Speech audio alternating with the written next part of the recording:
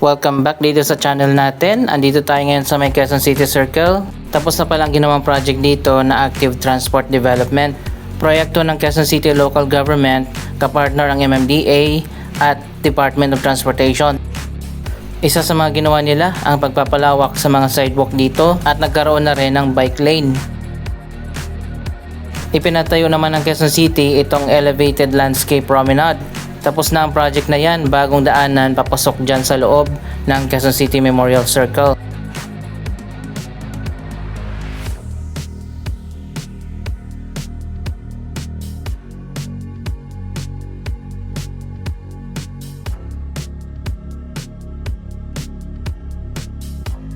Ang gagawin natin ngayon, ikutin natin itong circle mula dito sa may Quezon Avenue hanggang doon sa may Philcoa sa may Commonwealth.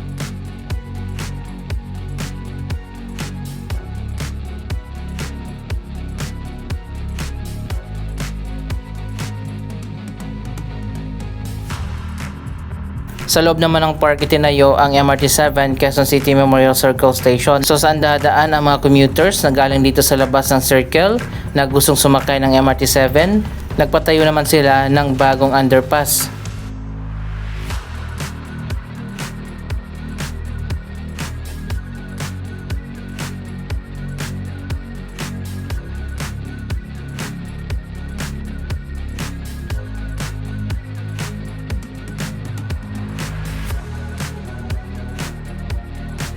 Ayan, dito yan sa bungad papasok ng North Avenue. Yun nga lang, hindi pa tapos at ongoing pa yung project na ito, kaya sarado pa yung kabilang side ng North Ave.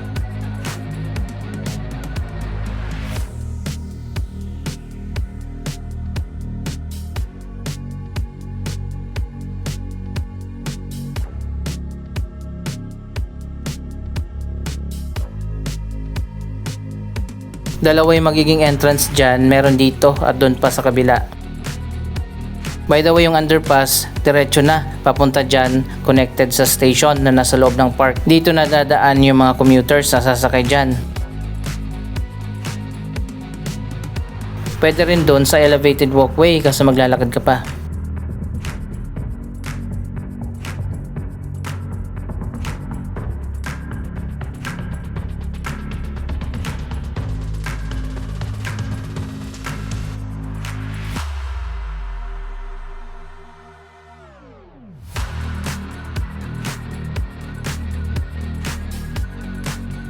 Isang taon na lang at magiging operational na nga ang MRT7, kaya naman tuloy-tuloy na nga ang progress sa proyektong ito.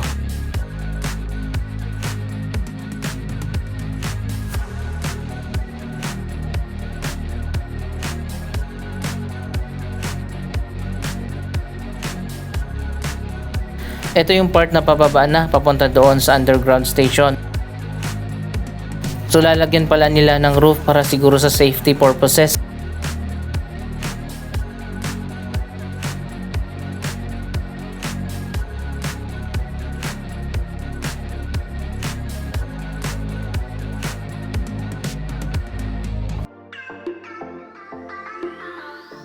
Mula doon sa elevated na linya, dito na yung pababa na area. Diretso na yan doon sa underground station.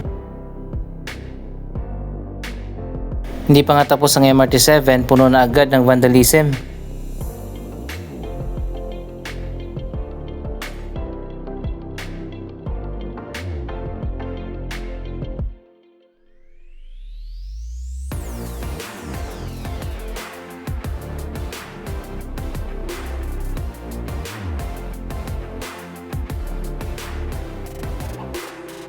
Dapat 1 month lang na isasara itong kabilang dulo ng North Avenue, pero ilang buwan na nakaraan hindi pa rin tapos ang project.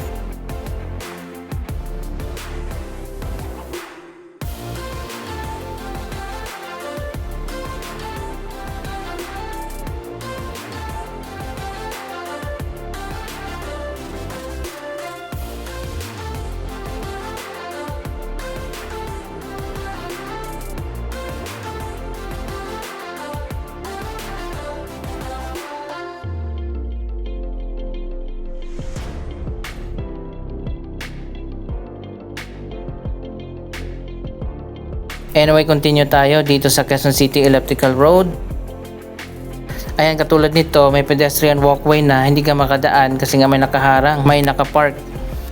Kaya naman dito na tayo dumaan sa bike lane.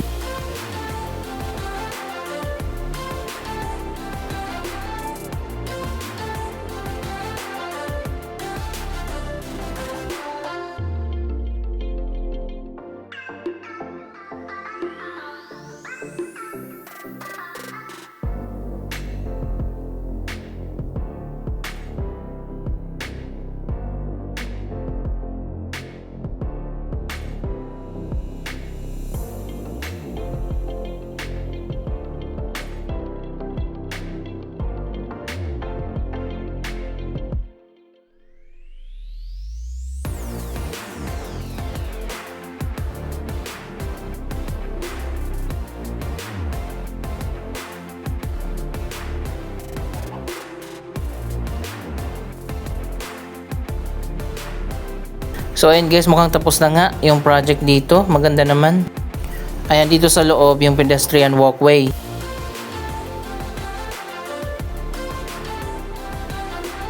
Ang Quezon City pala ang pinaka-bike friendly na syudad dito sa Metro Manila.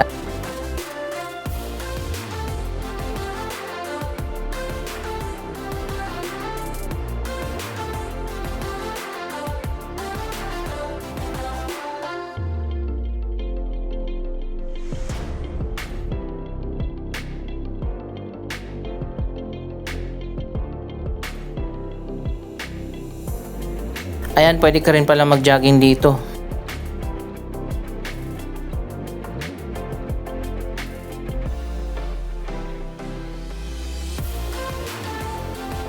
Andito na tayo sa Visayas Avenue.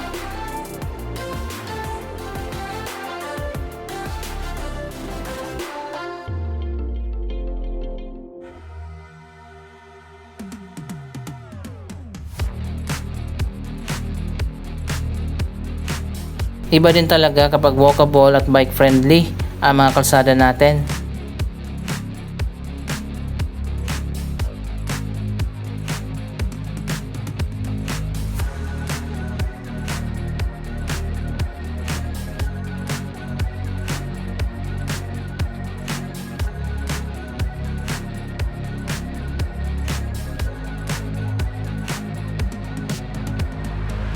Kasama din sa proyektong Quezon City Active Transport Development ang pagtatayo ng mga bagong PUV stop. Ito yung isa sa mga natapos na. Ayan, meron ng mas maayos na sakayan at babaan. Pero iba-iba yung design ng mga PUV stop. Dito maganda naman yung design, yung iba hindi.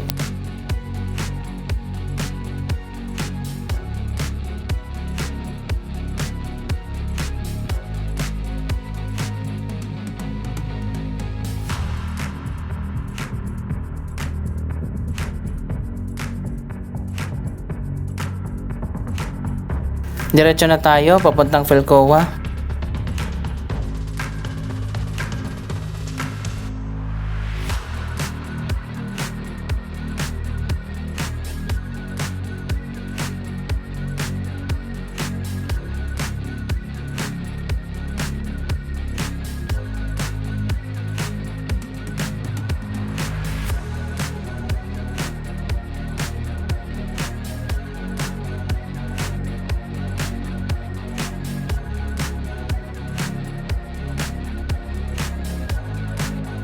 Meron ding mga obstruction ng ibang areas, may mga poste at iba pang mga nakaharang.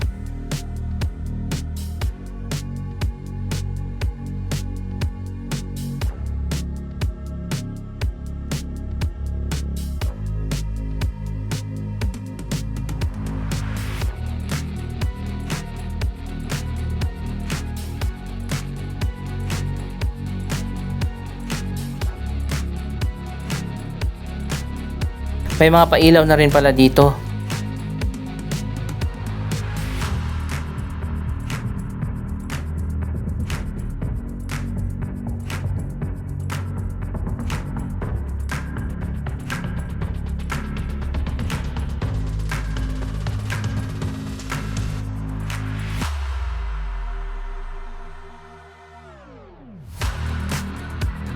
Yun nga lang, hindi pa rin naman sumusunod yung mga PUV at mga private cars, kung saan saan pa rin nagbababa at nagsasakay ng mga pasahero.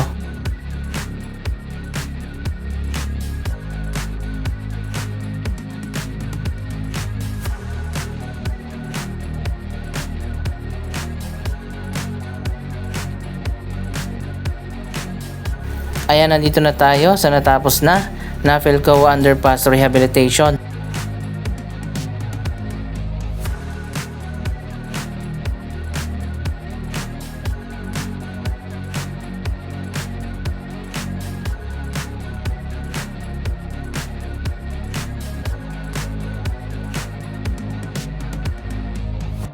Magkakaroon pa dito ng elevator.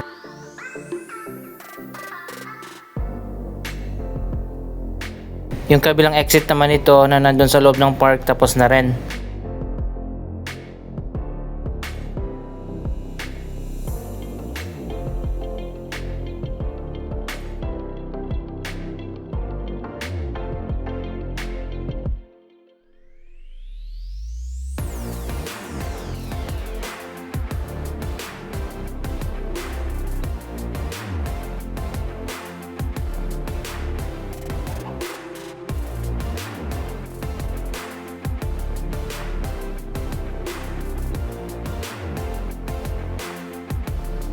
Isa pang project na inaabangan natin ang Quezon City Integrated Terminal. Diyan itatayo sa loob ng GSIS property.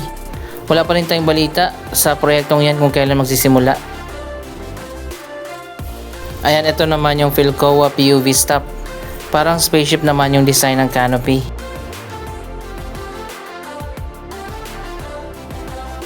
Bakit kasi hindi na lang pare-parehas yung design?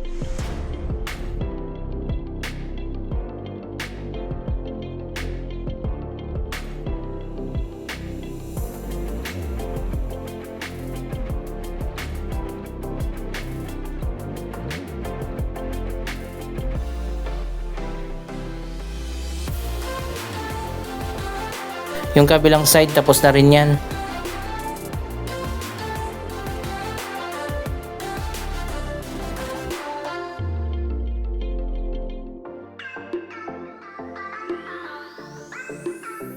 Ganon din naman dito, hindi nagsasakay dito sa PUV stop ang mga bus at mga jeep. Dito pa rin sa unahan nagsasakay.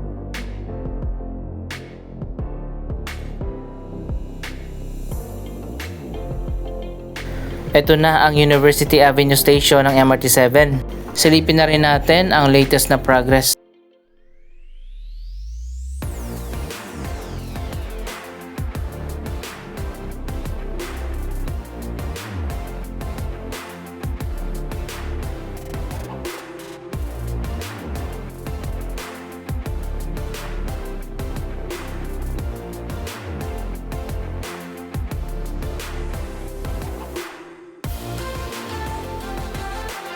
Nasa ilalim din yung station nito.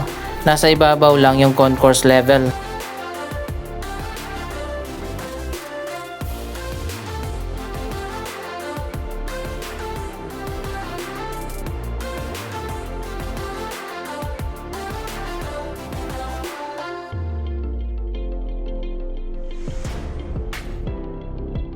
Excited na ba kayo na maging operational na ang MRT7 sa susunod na taon?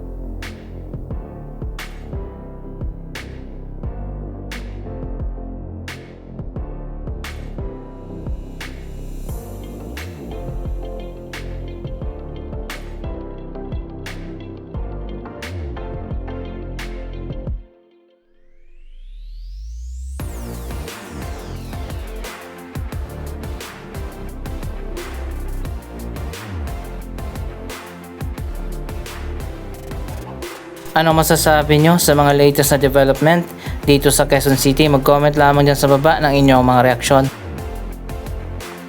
Maraming salamat sa inyong panonood. Huwag kalimutan na i-like, i-share ang video ito at mag-subscribe. Thank you for watching!